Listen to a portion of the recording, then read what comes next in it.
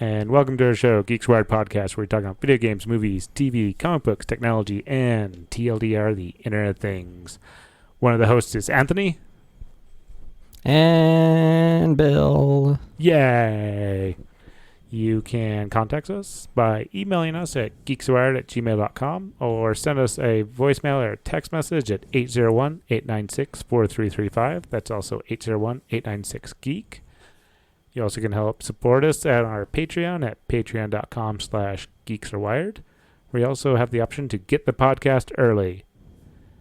And this week we are going to talk about Kaylee Cuoco's Harley Quinn TV show and DC's wonderfulness of controlling and not letting certain realistic things happen. To be fair, it's their show. They can control it, but also It's to their be fair, creation. It's not really their show. right? But I mean, they're publishing it, so that's all I'm saying. I'm not going to defend it other than that. They're allowing it to be published. It's not they're not publishing it. Who? Kaylee Cuoco is the one who is the creator and producer. This is her show. Ryan Okay. Reynolds' wife. Okay, but where's it airing? It's airing on HBO Max. So CW. Still But- not DC. who cut it? Like who cut this part that you're about to talk about? Well, this isn't the first time that DC's done this. I'm not If this saying- is okay. not as much as they did when they would not allow a Batwoman to marry her fiance in the comics. Like, that is definitely a lot more DC internal. So DC, because DC owns the rights to these characters, is why they get a say. Yeah, that's what I was getting at, basically. So they have rights to the characters, yes. and they're so stuck in old-timey ways. It's not them. It's just like American stuff in general. No. Okay, so this scene that got cut from the season 3 of the new Harley Quinn show on HBO Max, Mm-hmm. DC told her that she had to cut the scene where Batman went down on Catwoman. Yeah, I know. That's what I was about to go into. So That's just American culture in general. Like, not necessarily. How do I want to say no, okay, this? no, I was going to go with this. Batman going down on Catwoman is the mildest of things on this show. I know. That's what I was getting. Literally. I'm beating you to the punch. Sorry, go ahead. What I was getting at though is that the way American, like, I don't even know. Like, I don't want to say the word culture, but I can't think of any other way to say it. But we view violence as okay. Like, we give it ratings or whatever, but it's whatever. And then, like, there can be, like, murder and, like, lots of blood and gore and stuff, and it could still be, like, PG-13, maybe R. But the minute there's anything, like, sexual or whatever, which is, you know, less harmful, I would argue, like, much less so, for most things at least, is just immediately an R rating or a TVMA.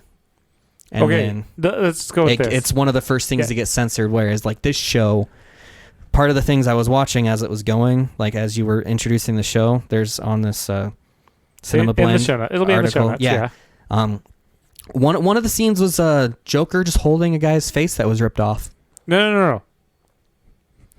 And that was okay. No. He didn't rip off somebody. That's what it looked like. No. He skinned this guy's face. Oh, okay. Even put better. it on his head. Even better. And what you saw was him pulling this guy's face off of his face. Yeah. No, I was just talking about the end result. But yeah, no, it's just that's okay though. Wait, no, there is still sexualization in this. This show is not anywhere close to an R rating. It is definitely like, it is a high, ridiculously hard R. It deserves a TVMA. If it was a movie, it'd probably deserve an NC-17. It is. And if it was a game, it would get like It the would- A rating, which very few games get probably. Yeah, it would just... this show is hilarious. It is super adult themed. It is great. It is... oh, yeah. It's an awesome show. So like I said, this one sexual scene, DC's entire argument is superheroes don't go down. Don't do that. And I think that's why I kind of liked about, which I got to go back and finish watching The Boys, because it's something that they really identified with. It was like, yes, superheroes can be flawed and all this. And that is, and I love, I've been seeing a lot of the TikToks talking about it with like why Batman or Superman or whatever else, like their flaws, their issues. Like, why is Batman just needs therapy. And that's why I loved it on White Knight. Even DC, because that's the thing, is like, this is DC at its bad point. The White Knight, when Joker goes sane and actually goes to take down Batman because of all the damage he does, it's found out that the poor district is the Batman district. People invest in this area because they know that Batman's going to come in to the poor area, do tons of damage. Their investments are going to, their insurance and whatever else is going to pay off, and they're going to make money off of this. There is a Batman damage fund in Gotham, and Bruce Wayne is blind to it. Oh, really? Yeah, he actually, he even goes like, he goes, as Batman, he's going to Commissioner Gordon's like, is this real? And Gordon's like, yeah. I'm like, your company technically supports some of this, and you just don't know this. Because well, basically, it's his company, but he basically just like, it's just his company. He doesn't control it, right? But also, if he does support anything, he's losing money, and other people are gaining money off of him because he'll want to build up this area. So basically, the insurance is paying out from him to these other people, and they're making tons of money off it. And the only reason he doesn't notice is because he's ridiculously rich. So is he making money? It's just like a drop in the bucket that he doesn't notice? It might be. Well, he doesn't. I don't think he really cares. Like, much it'd be like getting a deposit of a cent or something that you'd never notice. I think he has so much money and he does so much with it. He doesn't even care. And he's not the one that manages it anyways. Yeah. Alfred does. We all know that. I mean, Alfred does everything. Yeah. Alfred's the real hero. Mm-hmm.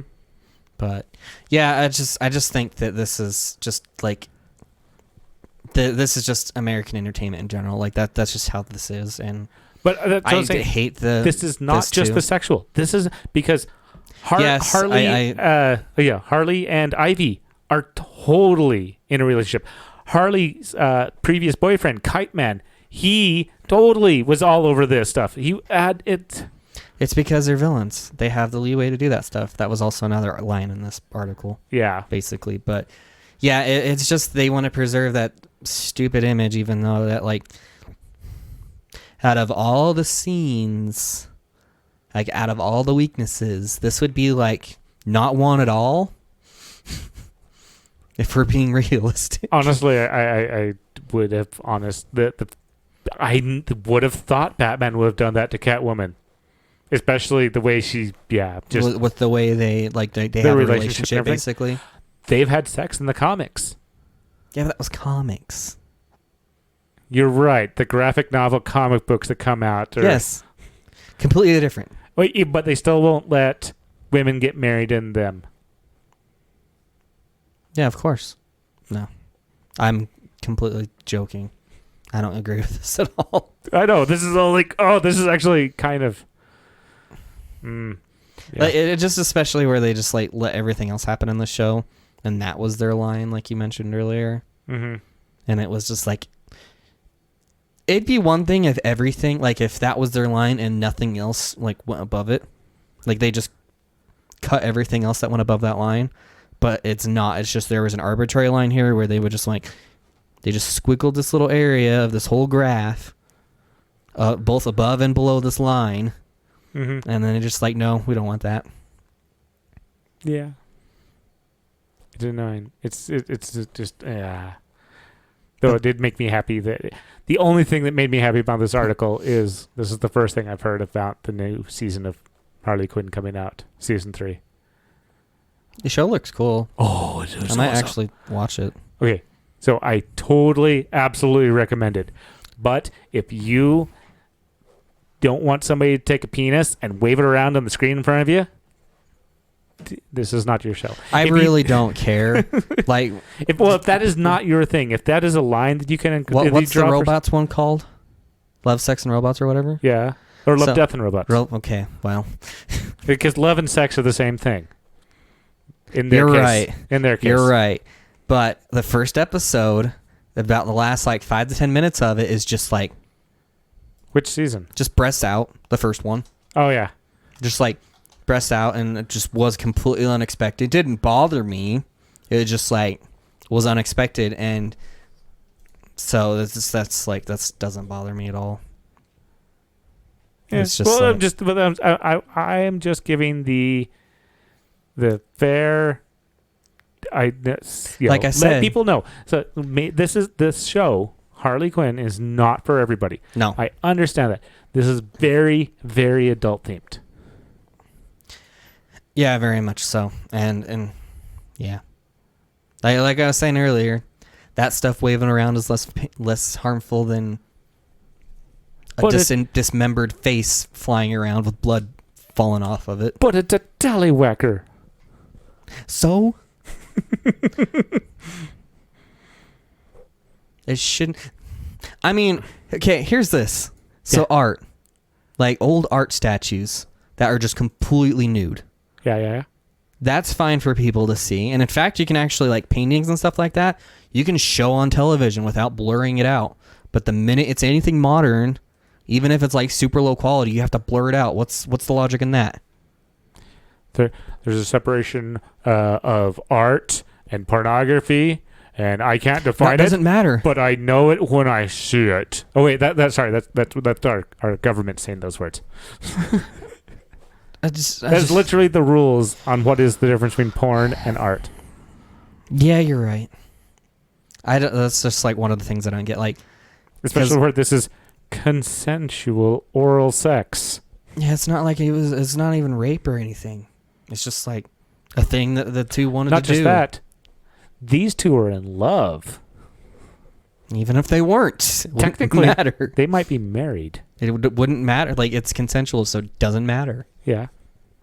But I guess with the freaking way American entertainment is, them being married would probably matter. They'd make it more okay. No, make it less okay because you're still not supposed to do that. But like the reverse role is fine. That's why I like the was it Bad Boys? Not Bad Boys. Yeah, those Bad Boys. Is it bad? No, it's not Bad Boys. The Bad Boys? No. The Boys Bad? Pretty sure it's the Bad Boys. Because you've said that once already this show. Then I'm wrong because I am. It's not the Bad Boys. Like the something boys. The good guys? The The boys. bad guys? It's just Oh, the the boys. boys. It's just the boys. Where like the Wonder Woman character. No, what happened? I haven't seen it. Like, oh. It's in the commercial.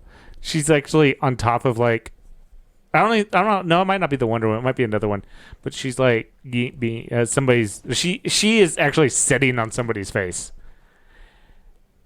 and then she squeezes her legs too hard. Oh. Goodness. And that's a live action show. That's not even a cartoon. So Hit had just No, but like Pops. if it was the reverse role though, where Catwoman was doing the same thing to Batman, would you think they'd allow that? Well, she's a bad person, so that's okay. Okay. I thought you were meaning if like Wonder Woman was doing it. Yeah, I was like, but I don't know. Come on, because that is more- creator was into kink and I think an FBI agent. That's why that's why she's lasso. That's why her weakness was being tied up by men. That was literally one of her weaknesses. Used to be. Well, still, that doesn't matter.